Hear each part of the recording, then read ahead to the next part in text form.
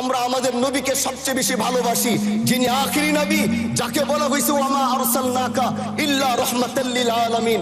আমরা বারবার দেখছি কিছুদিন পর পর কারা যেন কিভাবে এসে আল্লাহ নবীর শানে কটূক্তি করে, নবীকে নিয়ে অশ্লীল ভাষায় গালিগালাজ করে।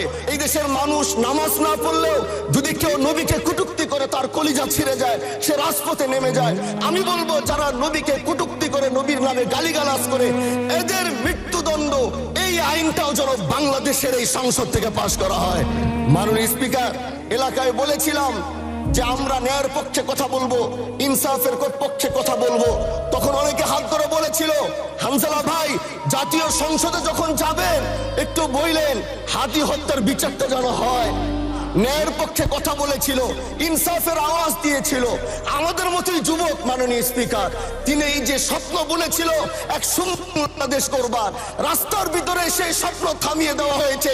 এই বিচার যদি না হয় তাহলে আমাদের মতো আন্দোলনের নিরাপত্তাও রাস্তায় কেউ দিতে পারবে না মাননীয় স্পিকার। এই জন্য আপনার মাধ্যমে আমি বলতে চাই, হাদি হত্যার বিচার যেন সুনিশ্চিত করা হয়।